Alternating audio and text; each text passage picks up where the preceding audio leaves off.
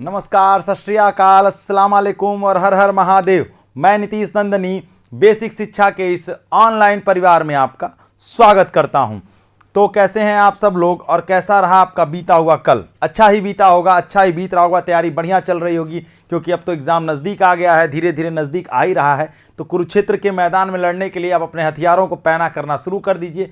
नहीं शुरू किए हैं तो चेतिए मत, ठीक है? परेशान नहीं होइए, हमारे साथ जुड़े रहिए, हम आपको आपकी तैयारी में आगे लेकर के चलेंगे, ये हमारा वादा है आपसे। तो चलिए आज इस वीडियो में हम आपसे डिस्कस करने वाले हैं, अगर आप दिल्ली यूनिवर्सिटी को टारगेट कर रहे हैं, अगर आप दिल्ली यूनिवर्सिटी को टारगेट कर रहे हैं तो हम आपको बताएंगे फॉर्म भरने में 10-15 दिन लगभग बचे हुए, 10-12 दिन, फिर करेक्शन विंडो ओपन होगा। जिन्होंने गलतियां कर दी वो करेक्शन विंडो में जाकर के उसको सही कर लेंगे। अगर आप दिल्ली यूनिवर्सिटी को टारगेट कर रहे हैं तो हम आपको बताएंगे कि दिल्ली यूनिवर्सिटी के किस कोर्स में क्या एलिजिबिलिटी मांग रहा है। दिल्ली यूनिवर्सिटी बहुत कॉम्प्लेक्स टाइप का उसका फॉर्मेशन है दिल्ली यूनिवर्सिटी का, लेकिन फिर भी हम समझने की कोशिश करेंगे। हम आपको बताएंगे किस कोर्स में अगर आप एडमिशन लेना चाहते हैं तो क्या वो डोमेन सब्जेक्ट ले सकते हैं, क्या लैंग्वेज ले सकते हैं, क्या मांग रहा है दिल्ली यूनिवर्सिटी, उसकी बात कर लेते हैं। अगर यहाँ पर हम शुरू करें दिल्ली यूनिवर्सिटी की बात करें तो भैया आपको पता है सेंट्रल यूनिवर्सिटी है दिल्ली यूनिवर्सिटी, तो ठीक है।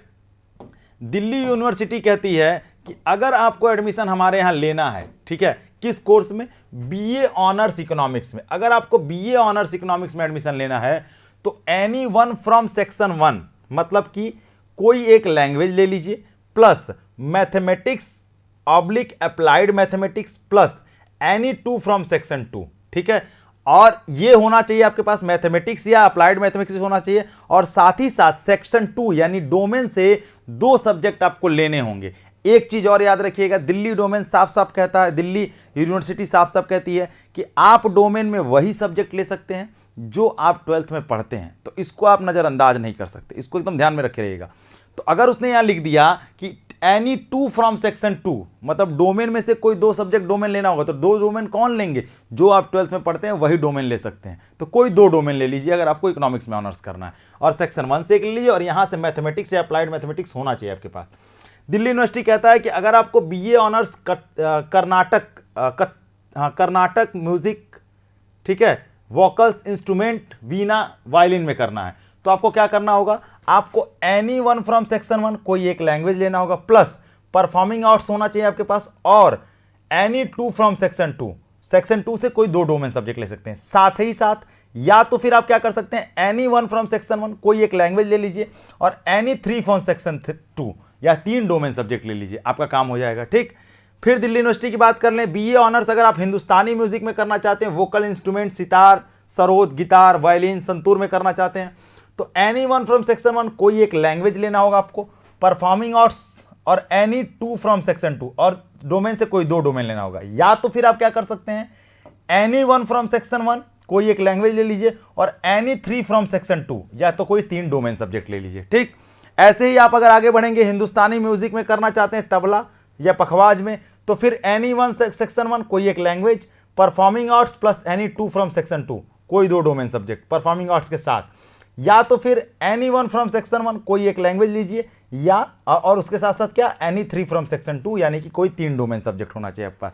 अगर आप बीए ऑनर्स पंजाबी में करना चाहते हैं तो क्या कह रहा है, आपको पास पंजाबी एक लैंग्वेज लेनी पड़ेगी। यहाँ ये नहीं कि आप कोई लैंग्वेज ले लीजिए, नहीं, यहाँ आपको पंजाबी लैंग्वेज लेनी है, और एनी 3 फ्रॉम सेक्शन 2 या और 3 डोमेन ये होना चाहिए आपके पास। या तो फिर एनी 1 फ्रॉम सेक्शन 1, या तो फिर कोई एक लैंग्वेज ले लीजिए, और एनी 3 फ्रॉम सेक्शन 2 या तो 3 डोमेन। मतलब कि अगर आपको पंजाबी में ऑनर्स करना है तो आप पंजाबी ले लीजिए और कोई 2 डोमेन ले लीजिए, और अगर ये नहीं ले रहे हैं तो फिर कोई एक लैंग्वेज ले लीजिए, हिंदी या इंग्लिश में से, या फिर कोई लैंग्वेज, और साथ ही 3 डोमेन सब्जेक्ट ले लीजिए। समझ लीजिएगा, बहुत आसानी है, बहुत आसान है, बहुत कठिन भी है। समझेंगे नहीं तो कठिन है, समझ लेंगे तो आसान है, ठीक है। आगे अगर हम बढ़ें तो अगर आप दिल्ली यूनिवर्सिटी से बीए पर्सियन में करना चाहते हैं तो क्या करना होगा आपके, या तो पर्सियन लैंग्वेज में ले लीजिए और कोई 3 डोमेन सब्जेक्ट लेना होगा आपको, या तो फिर कोई एक लैंग्वेज ले लीजिए और कोई 3 डोमेन सब्जेक्ट ले लीजिए। दोनों में से कोई ले लीजिए, पर्सियन में आपको एडमिशन मिल जाएगा एंट्रेंस क्वालिफाई करने के बाद। फ्रेंच करना चाहते हैं, फ्रेंच के लिए भी वही है, फ्रेंच लैंग्वेज में ले लीजिए और कोई 3 डोमेन सब्जेक्ट ले लीजिए। या तो फिर आप क्या करिए, कोई एक लैंग्वेज ले लीजिए जो आपका मन करे और 3 डोमेन सब्जेक्ट ले लीजिए, ठीक है। ऐसे ही हिंदी के लिए भी अगर आपको करना है तो हिंदी के लिए एक क्राइटेरिया है इनका कि आप कोई लैंग्वेज नहीं ले सकते, फिर हिंदी ही लैंग्वेज लेंगे और कोई 3 डोमेन सब्जेक्ट लेंगे। यहां पे ये ऑप्शन नहीं है कि आप हिंदी ले लीजिए फिर कोई दूसरा लैंग्वेज भी ले, नहीं। हिंदी से अगर आपको ऑनर्स करना है, बीए ऑनर्स करना है दिल्ली यूनिवर्सिटी से, तो आपको क्या करना होगा, हिंदी लैंग्वेज में लेना होगा और साथ ही साथ कोई 3 डोमेन सब्जेक्ट लेना होगा, तब आप हिंदी में के लिए एलिजिबल होंगे। ठीक है। जर्मन के लिए क्या क्राइटेरिया है, जर्मन से ऑनर्स करना चाहते हैं तो जर्मन एज ए लैंग्वेज ले लीजिए और 3 डोमेन सब्जेक्ट ले लीजिए, या तो फिर क्या करिए आप कोई एक लैंग्वेज ले लीजिए या 3 डोमेन सब्जेक्ट ले लीजिए। ठीक। ऐसे ही आप अगर दिल्ली यूनिवर्सिटी से फिलॉसफी में करना चाहते हैं तो कोई एक लैंग्वेज ले लीजिए और कोई 3 डोमेन सब्जेक्ट ले लीजिए, फिलॉसफी के लिए एलिजिबल हो जाएंगे आप। जर्नलिज्म के लिए क्या है, जर्नलिज्म के लिए कोई क्राइटेरिया उन्होंने लैंग्वेज के लिए ऑप्शन नहीं दिया, उन्होंने कहा है कि आपको इंग्लिश लैंग्वेज लेना ही लेना होगा और कोई एनी 3 फ्रॉम सेक्शन 2, या तो कोई सेक्शन 3 से ले लीजिए, सेक्शन 3 से मतलब सेक्शन 2 से कोई 2 डोमेन सब्जेक्ट ले लीजिए, और नहीं तो यहाँ जनरल टेस्ट का भी ऑप्शन दे दिया इन्होंने, सेक्शन 3 जनरल टेस्ट और लैंग्वेज लेके भी आप जर्नलिज्म में एडमिशन ले सकते हैं। ठीक है।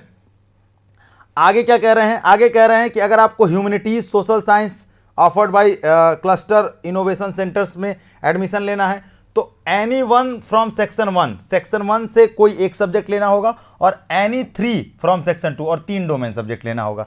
इसी तरीके से अगर आप पॉलिटिकल साइंस में ऑनर्स करना चाहते हैं तो ये लोग जो थोड़ा ध्यान से देख लें, वो बच्चे जो पॉलिटिकल साइंस में करना चाहते हैं, क्योंकि ये सब कोर्सेज में एडमिशन ज़्यादा बच्चे लेते हैं। ठीक है। तो वहाँ पे क्या है, आपको कोई एक लैंग्वेज लेना होगा और 3 डोमेन सब्जेक्ट, और बार बार हम क्या कहते हैं, डोमेन आप वही ले सकते हैं जो आप 12th में पढ़ते हैं। दिल्ली यूनिवर्सिटी ने साफ साफ कहा है, दिल्ली ने, कि अगर आपको ड्यू यही कहता है कि अगर आपको हमारे यहाँ एडमिशन लेना है तो उसकी क्राइटेरिया ये है कि आप वही डोमेन सब्जेक्ट ले सकते हैं जो आप क्लास 12th में पढ़ते हैं। लास्ट में हम आपको बताएंगे कि इसका मतलब क्या, कहना क्या चाहता है वो।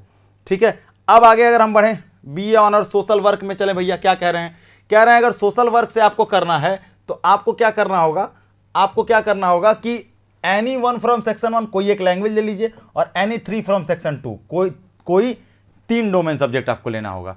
इसी तरीके से सोशोलॉजी से अगर आप ऑनर्स करना चाहते हैं तो एनी 1 फ्रॉम सेक्शन 1 कोई एक लैंग्वेज और एनी 3 फ्रॉम सेक्शन 2 कोई 3 डोमेन सब्जेक्ट लेना होगा, कोई 3 नहीं, जो आप 12th में पढ़ते हैं वही 3 डोमेन सब्जेक्ट। इसी तरीके से मल्टीमीडिया एंड मास कम्युनिकेशन के लिए एक लैंग्वेज और एनी 1 फ्रॉम सेक्शन 2 कोई एक डोमेन सब्जेक्ट ले लेंगे तो हो जाएगा, या तो फिर प्लस सेक्शन 3 जनरल टेस्ट। ठीक है। और जनरल टेस्ट भी लेना होगा उसके साथ, तभी आपका हो पाएगा। मतलब यहां पर मास कम्युनिकेशन के लिए जनरल टेस्ट भी जरूरी है, और नहीं है, जनरल टेस्ट भी चाहिए आपको, कोई 2 डोमेन सब्जेक्ट और एक जनरल टेस्ट भी चाहिए। इसी तरीके से अगर आप संस्कृत में ऑनर्स करना चाहते हैं तो समझिए क्या कह रहे हैं, एनी 1 फ्रॉम सेक्शन 1 एक लैंग्वेज लीजिए और Sanskrit from section 1 Sanskrit language भी। ठीक है। उसके बाद सेक्शन 2, ठीक है, और एनी 2 फ्रॉम सेक्शन 2 कोई 2 डोमेन सब्जेक्ट ले सकते हैं। ये क्राइटेरिया पहला है। दूसरा क्या है, Sanskrit from section 1 Sanskrit language ले लीजिए। ठीक है। और साथ ही साथ एनी 3 फ्रॉम सेक्शन 2 और 3 डोमेन सब्जेक्ट ले सकते हैं। और तीसरा क्राइटेरिया क्या है, अगर ये दोनों नहीं ले रहे हैं तो तीसरे में क्या, एनी 1 फ्रॉम सेक्शन 1 कोई एक लैंग्वेज ले लीजिए और 3 फ्रॉम सेक्शन 2 यानी 3 डोमेन सब्जेक्ट ले लीजिए। ठीक है। तो एक क्राइटेरिया तो दिल्ली का फिक्स है कि एक लैंग्वेज 3 डोमेन, और साथ ही साथ कुछ कोर्स में कुछ जोड़ा है, कुछ कोर्स में कुछ घटा है, बस इससे ज़्यादा उसने कुछ नहीं किया। अगर आप अंग्रेजी यानी इंग्लिश से करना चाहते हैं ऑनर्स दिल्ली यूनिवर्सिटी से, तो क्या कह रहा है, इंग्लिश को एज ए लैंग्वेज लेना पड़ेगा। यहाँ कोई ऑप्शन नहीं कि आप हिंदी ले सकते हैं लैंग्वेज में, नहीं, इंग्लिश कंपलसरी है लैंग्वेज के लिए, और कोई 3 डोमेन सब्जेक्ट ले लीजिए। कोई 3 मतलब वही जो आप 12th में पढ़ते हैं, उसके बाद आप एडमिशन ले सकते हैं। ठीक है। इटालियन के लिए इटालियन के साथ डोमेन सब्जेक्ट ले सकते हैं, और साथ ही साथ अगर आप ये नहीं लेना चाहते तो कोई एक लैंग्वेज ले लीजिए और साथ ही साथ 3 डोमेन सब्जेक्ट ले लीजिए। ठीक है, जो क्लास 12th में पढ़ते हैं। ठीक है। इसी तरीके से साइकोलॉजी में भी एक लैंग्वेज और 3 डोमेन सब्जेक्ट चाहिए। ठीक है। उसी तरीके से पत्रकारिता, हिंदी पत्रकारिता में करना चाहते हैं तो हिंदी एज ए लैंग्वेज ले लीजिए। ठीक है। और एनी 3 फ्रॉम सेक्शन 2 यानी कि 3 डोमेन सब्जेक्ट ले लीजिए, या तो फिर आप सेक्शन 3 या जनरल टेस्ट दे करके और हिंदी दे करके आप पत्रकारिता में जा सकते हैं। इसी तरीके से हिस्ट्री का देख लीजिए, एक लैंग्वेज ले लीजिए और उसके बाद 3 डोमेन सब्जेक्ट ले लीजिए, आपको हिस्ट्री में एडमिशन मिल जाएगा। ठीक है। आप हिस्ट्री के लिए एलिजिबल हो जाएंगे, एडमिशन नहीं, एलिजिबल हो जाएंगे। इसी तरीके से अगर हम आगे बढ़ें हिस्ट्री के बाद तो बंगाली के लिए आते हैं। बंगाली में क्या कह रहे हैं, अगर आप बंगाली ऑनर्स करना चाहते हैं दिल्ली यूनिवर्सिटी से तो बंगाली एज ए लैंग्वेज ले सकते हैं और कोई 3 डोमेन सब्जेक्ट ले लीजिए, या तो फिर इसके बाद ऑप्शन क्या है, कोई एक लैंग्वेज ले लीजिए जो आपका मन करे और 3 डोमेन सब्जेक्ट ले लीजिए, ठीक है। उर्दू के लिए भी ऐसे ही क्राइटेरिया है, उर्दू को एज ए लैंग्वेज ले सकते हैं और कोई 3 डोमेन सब्जेक्ट ले सकते हैं, या तो फिर आपके पास ऑप्शन ये है कि आप एक हिंदी मतलब कोई एक लैंग्वेज ले लीजिए और फिर कोई 3 डोमेन सब्जेक्ट ले लीजिए, ठीक है। अरबिक में भी यही है, अरबिक को एज ए लैंग्वेज ले सकते हैं, आपके पास ऑप्शन है, और कोई 3 डोमेन सब्जेक्ट ले लीजिए, या इसके अलावा आप क्या कर सकते हैं कि एक कोई लैंग्वेज ले सकते हैं और कोई 3 डोमेन सब्जेक्ट ले सकते हैं। स्पेनिश के लिए भी यही है, स्पेनिश को एज ए लैंग्वेज ले लीजिए और 3 डोमेन सब्जेक्ट ले लीजिए, या तो फिर आपके पास ऑप्शन ये है कि कोई एक लैंग्वेज ले लीजिए और कोई 3 डोमेन सब्जेक्ट ले लीजिए, ठीक है।